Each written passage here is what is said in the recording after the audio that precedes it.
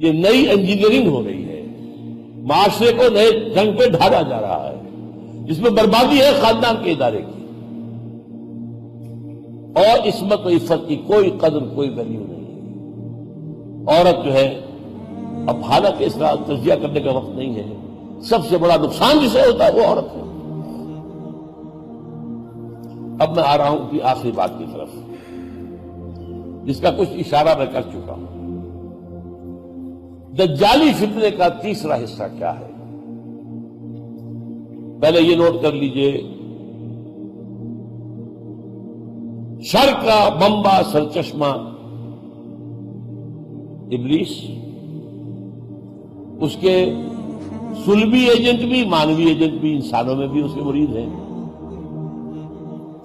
لیکن حضرت مسیح علیہ السلام کے ساتھ جو معاملہ کیا یہود نے، اس کے بعد سے جو اللہ نے سزا دی ہے وہ یہ ہے کہ اس وقت دنیا میں حضرت مسیح کے بعد سے لے کے اب تک اور آگے تک اس شیطان ابلیس کے سب سے بڑے ایجنٹ یہودی ہیں۔ یہ سارا جو میں نے آپ کو بتایا یورپ کے اندر، یہ ساری جو وہاں پر سوشلزم کی انہوں نے کی، سیکولرزم ان کی ایجاد، بینکنگ ان کی ایجاد اکثر لوگوں کو معلوم نہیں ہے۔ علامہ اقبال کہتے ہیں، ای بلوک ای فکر چالاک یہود،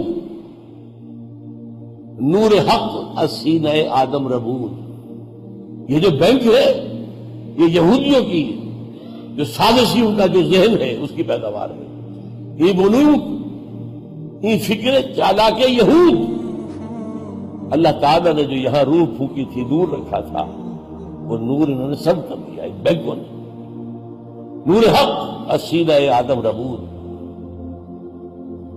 تا جگل مگل ای نظام، تا نہ گردد ای نظام، تا تہو بالا نہ گردد ای نظام، دانش و تہذیب و دین سودا خام۔ جب تک یہ بینکوں کا بیڑا غرق نہیں ہوتا، کون کہہ رہا ہے؟ اقبال کہہ رہا ہے، کوئی مولوی تو نہیں کہہ رہا۔ اور اقبال کی پہلی کتاب تھی علم الاقتصاد پر، پہلی کتاب، کہا کہو مولانا گرددی نظام، جب تک ان بینکوں کا نظام تلپٹ نہیں ہوتا، کہاں کی دانش، کہاں کی دین، اور کہاں کی دانش و تہذیب و دین سودا خام، سارا ان کا کیا ہوا۔ بے حیائی، پھر اس کو جس طریقے سے انہوں نے سینما کے ذریعے سے، ٹیلی ویژن کے ذریعے سے، اخبارات کے ذریعے سے جس طرح پھیلایا ہے، کبھی کبھی بہت عرصہ ہوا کبھی نظر آ جاتی تھی کوئی پچھلی 200 سال پرانی کوئی جو ہے مغربی تہذیب کی کوئی فلم، ان کی عورتوں کے پورے لباس ہوتے تھے، ٹخنے تک پورا لباس اور سر پر اسکارف۔ ہمیشہ سے مغربی عورت اتنی ننگی تو نہیں تھی جتنی آج۔ اور بات تو کیجئے عقل سے، مرد پورا ملبوس ہے، سوٹ ٹائی سمیت، اور عورت ہے یہ سب کچھ خود نہیں ہو گیا ہے۔ یہ ابلیس، میں انہیں حکم دوں گا اور یہ اے اللہ تیری تخلیق کو بدلیں گے، یغیرن خلق اللہ۔ مرد اور عورت کو اللہ نے بنایا تھا، ان کے وظائف کچھ اور رکھے تھے، ان کی ذمہ داریاں مختلف رکھی تھی، ہر ایک کے حصے کا اپنا فرض تھا، کیا بنا دیا ہے۔ بہرحال اس وقت صورتحال کیا ہے؟ 1897 میں انہوں نے ڈکلیریشن اپنا دیا، protocols of the elders of the join. 20 سال بعد 1917 میں برطانیہ جو پہلا پروٹیسٹنٹ ملک تھا، پوپ سے بغاوت کرنے والا پہلا ملک انگلستان تھا، وہی اڈا بنا یہودیوں کا، یہیں پر بینک آف انگلینڈ بنا اور یہیں پر چرچ آف انگلینڈ بنا۔ وہاں کے وزیر خارجہ بالفور نے ان کو یہ اجازت دے دی کہ تم جا کر فلسطین میں آباد ہو سکتے ہو۔ اس کے کچھ عرصے کے بعد برطانیہ پیچھے چلا گیا، یو ایس اے اب آ گیا، فرنگ کی قیادت اب کس کے ہاتھ میں ہے؟ یو ایس اے کے ہاتھ میں۔ علامہ اقبال اس وقت دیکھ آئے تھے 1905 سے 1908 تک، فرنگ کی رگے جہاں پنجے یہود میں ہے۔ آج امریکہ کی رگے جہاں پنجے یہود میں ہے۔ اور اس وقت صورتحال کیا ہے؟ ایک طرف امریکہ اسے جو اللہ نے ایک وقت دے دیا ہے ایسا کہ اس کا اتنا قدیم دشمن ختم ہو گیا، 40 سال تک کولڈ وار جس کے ساتھ چلتی رہی، اس کی کوئی حیثیت نہیں رہی، اب وہ سول سپریم پاور میں ارتھ بن گیا، یونیپولر دنیا بن گئی۔ تو ان کے ہاں سارے تھنک ٹینکس لگے ہوئے تھے اس کام پر کہ یہ پوزیشن جو ہمیں حاصل ہوئی ہے، how to maintain it during the 21st century, اس کے لیے 4 سٹرینڈز کی پالیسی بنائی گئی ہے۔ جیسے کہ لڑیوں کو بٹ کر رسی بنایا جاتا ہے۔ نمبر 1، اس کے لیے ہمیں بہت وسائل چاہیے۔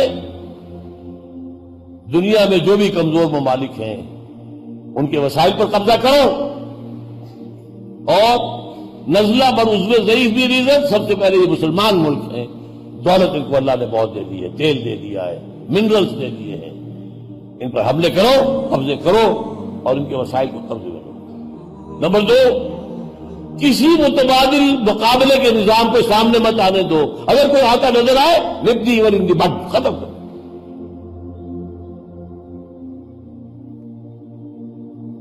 نمبر 3، یہودیوں کا اور نیو کونس عیسائیوں کا جو 5 نکاتی ایجنڈا ہے، اس کے لیے آگے بڑھو، قدم بڑھاؤ۔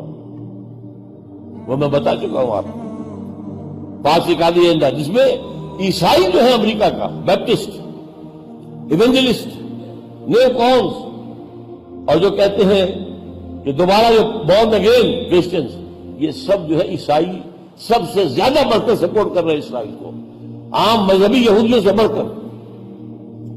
ان کا ایجنڈا میں بتا چکا ہوں، آرمگیڈون فوراً ہونی چاہیے، ارلیسٹ،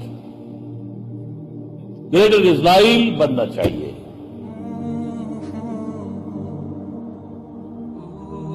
تمام دنیا کے یہودیوں کو لا کر وہاں پر جمع کرنا چاہیے۔ مسجد اقصی گنبد صخرہ گرانا چاہیے۔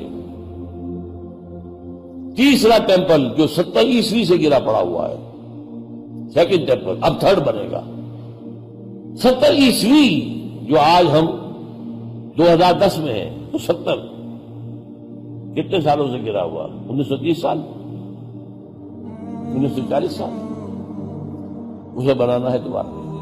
اس وقت اس کی صرف ایک دیوار ہے، ویلنگ وال، وہ اس کو جا کر اس کو وہاں عبادت کرتے ہیں، روتے ہیں، ماتم کرتے ہیں، اور وہاں سے پھر جب وہ بن جائے تو وہ جو ہے تھرون آف ڈیوڈ لا کر رکھا جائے، اور پھر عیسائیوں کے نزدیک حضرت عیسیٰ نازل ہوں گے۔ یہ عقیدہ ہمارا ان کا ایک ہے، حضرت عیسیٰ علیہ السلام کا نزول ہمارا اور عیسائیوں کا ایک ہی ہے۔ فرق کیا ہے؟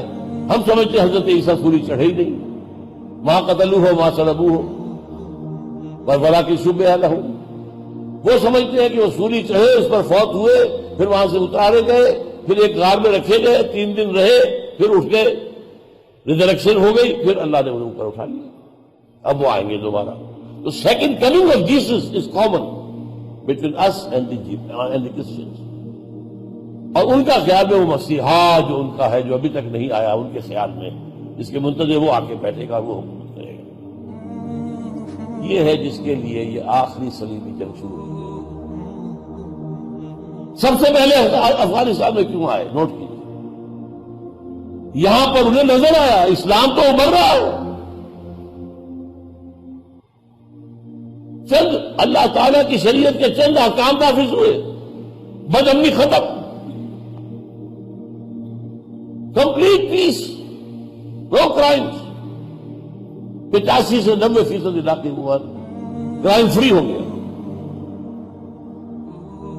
ایک حکم ملا عمر کا اور پاپی کی کاشت 0 ہو گئی، جو کہ بلینز آف ڈالرز دینے کے باوجود امریکہ نہیں کرا سکتا۔ لیکن پیسے لے لو ہم سے خدا کے لیے، اس کو کاشت نہ کرو۔ لہٰذا انہیں نظر آیا وہ بات جو ابلیس کی مجلس شورا میں علامہ اقبال نے کہی ہے، ابلیس کے زبانی، عصر حاضر کے تقاضاؤں سے ہے لیکن یہ خوف، ہو نہ جائے آشکارا شر پیغمبر کہیں، شر پیغمبر شر محمد صلی اللہ علیہ وسلم کہیں یہ دوبارہ ظہور میں نہ آ جائے۔ ہے اگر کوئی خطر مجھ کو تو اس امت سے ہے، اس کی خاک اس طرح میں ہے اب تک شرار آرزو۔ مجھے نہ اشتراکیوں کا کوئی خوف ہے، نہ جمہوریت والوں کا کوئی خوف ہے، نہ کوئی مارکسزم کا کوئی خطرہ ہے مجھے، نہ ہی کوئی ڈکٹیٹرشپ کا کوئی خطرہ ہے مجھے۔ ہاں خطرہ ہے اگر کوئی خطر مجھ کو تو اس امت سے، اس کی خاکستر میں ہے اب تک شرار آرزو۔ یہ لفظ سمجھیے کیا ہے، انگارے کے اوپر راکھ آ جائے تو آگ نظر نہیں آ رہی آپ کو، کہیں آپ نے ہاتھ لگایا اور وہ اوپر کی راکھ اتر گئی اور پھر آپ کو پتہ چلے گا اس کے اندر کیا ہے۔ وہ جانتے ہیں اس امت کے اندر امنگ ہے، ولولہ ہے، یہ چاہتے ہیں اگرچہ طریقہ کار میں بھٹک رہے ہیں۔ نشان راہ دکھاتے تھے جو ستاروں کو ترس گئے ہیں کسی مرد رات آتے۔ بہرحال یہ کام جو ہے افغانستان کو نمبر 1 اس لیے چنا گیا، اور نمبر 2 اس لیے کہ وہاں پر زیر زمین تیل، وہاں پر جو منرلز کے ذخائر ہیں بے پناہ ہیں، اور نمبر 3 سینٹرل ایشیا کا تیل جو ہے اگر ہم لے کے آنا چاہیں گے تو گلف تک لانے کے لیے وہی بہترین راستہ ہے، سستا ترین اور سب سے چھوٹا۔ اس لیے آپ سوچئے کیا حیثیت تھی بیچارے طالبان کی حکومت کی، کون سے ان کے پاس ہتھیار تھے، کوئی ٹینک تھے ان کے پاس، وہ ہوائی جہاز تھے۔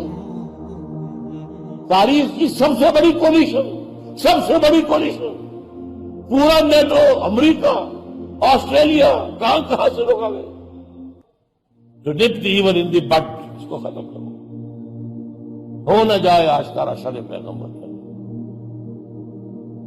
اور اس کے ساتھ ہی جو کہ پاکستان کے بارے میں بھی انہیں اندیشہ ہے اور شدید اندیشہ ہے۔ یہ بات میں آپ کو بتا دوں، 1967 وار میں 6 days وار عرب اسرائیلی، جس میں تینوں ملکوں کو بڑی زبردست شکست ہوئی تھی۔ مصر کو شکست دی، صحرائے سینا سارا لے لیا، سینائے پیننسولا۔ شام کو شکست دی، گولان ہائٹس لے لیے، بہت اہمیت کی جگہ ہے۔ جارڈن کا ستیہ ناش جو کیا ہے، پورا جو یہ ہے ویسٹ بینک، یہ سارا تو جارڈن کے پاس تھا، آدھا یروشلم جو ہے جارڈن کے پاس تھا۔ لیکن یہ کہ اس کے بعد جو فتح ہوئی ہے تو جشن منایا انہوں نے پیرس میں، اور وہاں بن گوریون نے تقریر کی، ہمیں کسی عرب ملک سے کوئی خطرہ نہیں، ہمیں خطرہ اگر ہے تو صرف پاکستان سے۔ حالانکہ پاکستان اس وقت تک ایٹمک پاور تو نہیں تھا، لیکن ان کے پاس ہماری روایات موجود ہیں۔ جیسے حدیث میں آتا ہے جب قتل عام ہوگا یہودیوں کا تو ایک درخت ایسا ہے کہ جو یہودیوں کا وفادار ہے اور وہ یہودیوں کو پناہ دے گا کہ آؤ چھپ جاؤ میرے پیچھے، برکت۔ اور اسرائیل نے اپنے ہاں سب سے بڑی کلٹیویشن اسی درخت کی برکت۔ وہ ہماری وہ پڑھتے ہیں، ریسرچ کرتے ہیں، ان کی بڑی تھنک ٹینکس ہے، غور و فکر کے بعد تو حضور کی یہ حدیث بھی کہ نیر عرب کو آئی ٹھنڈی ہوا جہاں سے، اور پاکستان اسلام کے نام پر وجود میں آیا۔ آپ نوٹ کیجئے، پوری دنیا میں سیکولرزم، اور پاکستان میں کہا جا رہا ہے حاکمیت اللہ کی ہے۔ اس پوری عالم، پوری دنیا کی ذرا بغاوت کا کلمہ تھا، اس لیے کہ ٹوٹ پڑی دنیا۔ لیاقت علی خان کا جرم کیا تھا؟ قرارداد مقاصد، کیوں قتل کیا گیا اسے؟ ایک جرم یہ تھا کہ قرارداد مقاصد پاس کرا دی، اور دوسرا جرم یہ تھا کہ امریکہ میں جب بلایا گیا، دورے پر گئے، وہاں کی نیشنل جوئش کانفرنس جو ہے کانگریس، اس نے انہیں دیا ایک اسرانہ دیا یا جو بھی، اور وہاں یہ تقریریں کی کہ آپ اگر ہمیں تسلیم کر لیں ہم یہ دے دیں گے، یہ دے دیں گے، یہ دے دیں گے، یہ دے دیں گے۔ لیاقت علی خان نے کہا، gentleman, our souls are not for sale، ہماری روحیں بکاؤ مال نہیں ہے کہ آپ اس طرح قیمت پر ہم سے خرید لیں گے۔ قائد اعظم کہہ چکے تھے اسرائیل کو، the illegitimate child of the West، یہ حرامی بچہ ہے مغرب کا، برطانیہ اور امریکہ کا، اور برطانیہ اور امریکہ دونوں ویسٹ ہیں، west white Anglo Saxon protesters, ان دونوں کا۔ بالفور ڈیکلریشن اس کا تھا، اور پھر 1948 میں بنوانے والا اسرائیل کا جو ہے وہ امریکہ ہے، اور کچھ بنا اس کا امریکہ ہے۔